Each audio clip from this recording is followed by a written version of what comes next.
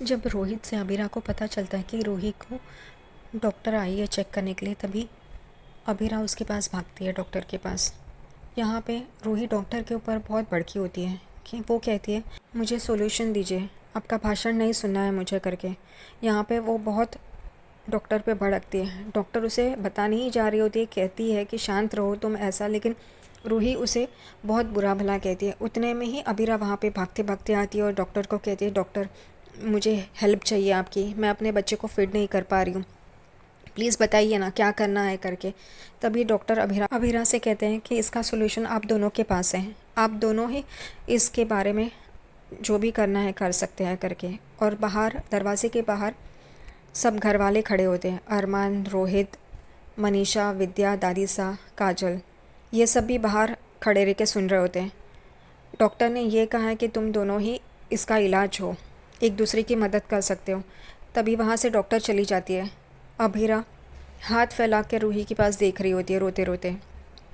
रूही को भी थोड़ी देर के लिए बहुत फील होता है उस बच्चे के लिए, और वो बच्चे के पास आ ही रही होती है और उसे हाथ लगा ही रही होती है। उतने ये देख के घर वाले बहुत ही खुश हो जाते हैं।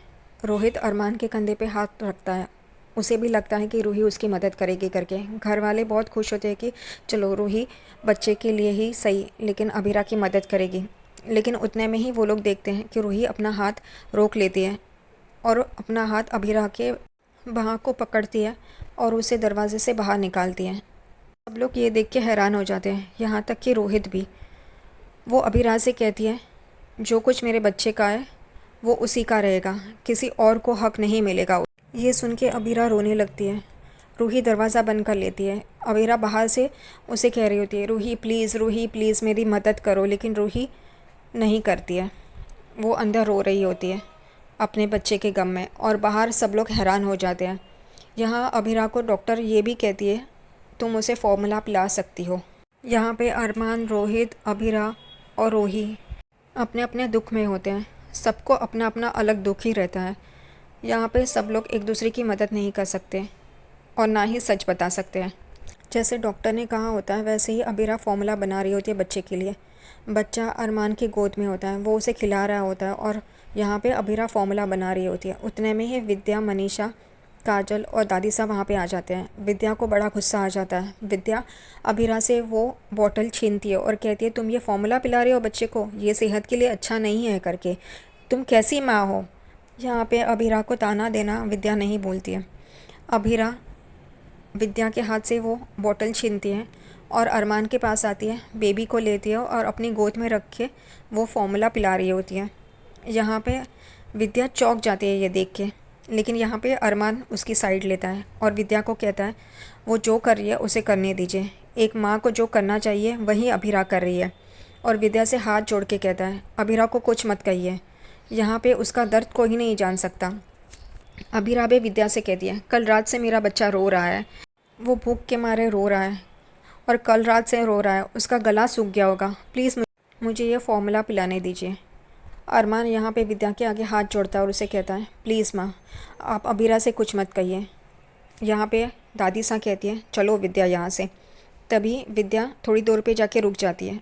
अरमान उसके पास आता है विद्या के पास और कहता है आप अबीरा को कैसी माँ है करके मत बोलिए, वो बहुत एफर्ट्स ले रही है अपने बच्चे को संभालने के लिए, वो इतना सब कुछ कर रही है। कल रात से मैं घर पे नहीं था, ऑफिस में रहा, तभी आपने नहीं पूछा कि मैं अपने बच्चे के पास क्यों नहीं हूँ। वो अबीरा अपने बच्चे के साथ थी, वो कल रात से रो रहा है, वो उसको संभालने की कोशिश कर रही है और उसे अब भूख लगी है तो वो इतनी बुरी तरह से रो रही है, आपको ये नहीं दिखाई देता। यहाँ पे विद्या थोड़ी शांत हो जाती है और यहाँ पे दादी साहब से कहती है विद्या को चलो अंदर करके इशारा करती है। विद्या अंदर चली जाती है और अरमान अबीरा के पास आता है। तभी अबीरा उस बच्चे को फीड करके उसे अपने सीने से लगाती है और वही भजन गाती है जो अक्षरा हमेशा गाती रहती है। और अरमान ये सारा रिकॉर्ड कर रहा होता है, शूट कर रहा होता है और फिर एक सेल्फ़ी लेता है तीनों की, उसकी, बच्चे की और अबीरा की। अबीरा बहुत खुश हो जाती है। दूसरी तरफ यहाँ पे भजन सुन के रूही बहुत ही चौंक जाती है, वो अपने कान बंद कर लेती है, लेकिन रोहित गुस्सा होता है और वो वहाँ पे आके रूही को कहता है कि तुम ऐसा कैसा कर सकती हो। तो वो कहती है क्या। तभी रोहित उसके कानों से हाथ निकालता है और कहता है, अब तुम्हें सुनाई दे रहा है? तुम्हें ये भजन नहीं सुनना है, बच्चे की रोने की आवाज़ नहीं सुननी है। क्यों ऐसा बिहेव कर रही हो? अबीरा भाभी बच्चे को लेके आई थी यहाँ पे, तो तुम उसकी मदद नहीं कर सकती थी? हमारे बच्चे के साथ तुमने ऐसा कैसे किया? और एकदम से रूही रोहित के पास देखने लगती है। रोहित को पता चलता है उसने क्या कहा है, जल्दी जल्दी में, गुस्से में। तभी रूही उसे कहती है, अबीरा का बच्चा हमारा बच्चा है? रोहित बात को संभाल लेता है और कहता है, अबीरा भाभी इतनी अच्छी है कि उन्होंने हमें भी उसके पेरेंट्स की जगह दी है, इस वजह से वो हमारा बच्चा हुआ। रूही को ये सुन के गुस्से के बहुत बुरा लगता है। वो कहती है, तुम्हें हमारा बच्चा नहीं रहा उसका दुख नहीं है, लेकिन अरमान और अबीरा का बच्चा तुम्हारा बच्चा हुआ और तुम्हें उसकी खुशी है। तुम उनके साथ जाओ और पेड़े बांटो, खुशियाँ मनाओ। मैं अकेली काफ़ी हमारे बच्चे की मौत का अफसोस मनाने के लिए। यहाँ पे वो लोग ये बातें कर रहे होते हैं, उतने में अबीरा अपने बच्चे के साथ बाहर से ये सारी बातें सुन रही होती है। रोहित का ध्यान जाता है वहाँ पे, रूही भी देखती है और वहाँ से रोते हुए चली जाती है। यहाँ पे रोहित कहता है, भाभी ने हमारी बातें सुन ली करके। तभी रूही कहती है, तो मैं क्या करूँ, सुनने दो।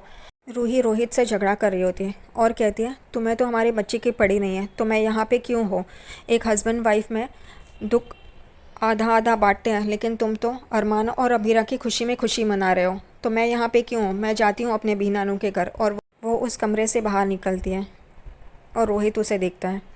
यहाँ पे विद्या सुवर्णा जी को कॉल कर रही होती है कि रूही कैसे बर्ताव कर रही है, छोटे बच्चे के बारे में भी नहीं सोचती है, ये सारी बातें उसे बतानी होती है। वो फ़ोन लगाती है, तभी दादी सा उसका फ़ोन लेती है और उसे बंद कर देती है। विद्या कहती है, आपने ये क्या किया? तभी दादी सा कहती है, तुम एक कभी अच्छी सास नहीं बन सकती। पहले अबीरा को बच्चा नहीं होने वाला था तो रूही रूही रूही को सर पे लेके भाग रही थी। अभी अबीरा ने बच्चा दे दिया और रूही का बच्चा नहीं रहा, तो अब वो तुम्हें खटकने लगी और ये सारी शिकायतें तुम सुवर्णाची से कर रही हो उसके मैके में। तभी विद्या कहती है, नहीं मासा, मैं तो सिर्फ यही बता रही थी कि रूही कैसे अजीब बर्ताव कर रही है।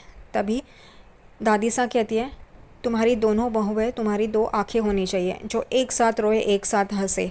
अब उन दोनों को तुम्हारी ज़रूरत है, तो तुम्हें उसका साथ देना चाहिए, ना कि उसकी शिकायतें उसके मैके में करनी चाहिए।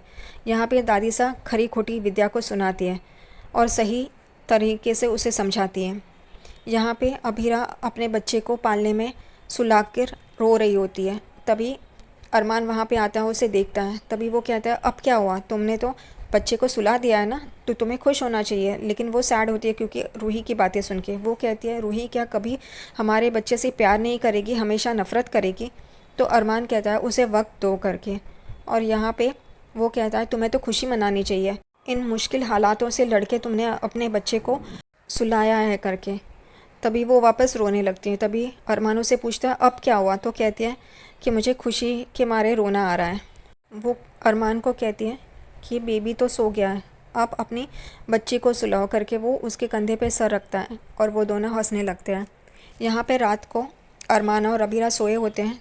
तभी अबीरा चुपके से कह रही होती है अरमान को कि मैं हर बात तुमसे शेयर करती हूँ, लेकिन एक बात है जो मैंने तुमसे शेयर नहीं की है। मुझे एक बच्चा दिखाई देता है जो रो रहा है, और एक बार ये भी दिखाई दिया कि रूही हमारे बीएसपी को लेके जा रही है। और वो कहती है, मैं भी कितनी सिली हूँ, सो जाती हूँ करके। वो आंखें बंद करके सो जाती है। तभी अरमान अपनी आंखें खोलता है, शायद से उसने ये सारी बातें सुन ली है। अगले दिन सुबह कोरस गैंग और दादी सा, मनीषा, विद्या वहाँ पे नीचे हॉल में मस्ती कर रहे होते हैं। तभी विद्या सबके लिए चाय लेके आती है और पूछती है, हमारा सबसे छोटा मेंबर कहाँ है कोरस गैंग का? तभी मनीषा कहती है, उसकी हॉकी की मैच थी ना, तो वो चला गया है। सब लोग उसकी तारीफ़ कर रहे होते हैं कि वो कितनी अच्छी तरह से खेलता है ये वो। मनोज अपना शराब का फ्लास्क ढूंढ रहा होता है। मनीषा आती है और कहती है, क्या ढूंढ रहे हो? तो वो कहता है, कुछ नहीं करके। यहाँ पे अबीरा आती है और कहती है, आर्यन सा तो बहुत ही बड़े अच्छे प्लेयर बनेंगे। यही सारी हंसी मजाक की बातें चल रही होती है। उतने में ही आर्यन को उसका कोच लेके आता है और धक्का मार के फैमिली के पास भेजता है। तभी फैमिली वाले कहते हैं कि इसने क्या किया है, आप ऐसा क्यों कर रहे हैं? वो तो अभी इस वक्त खेलना चाहिए था। तो उसका कोच उसकी बैग लेके उसमें से जो मनोज की शराब की फ्लास्क रहती है वो दिखाता है घर वालों को, और सब लोग चौंक जाते हैं।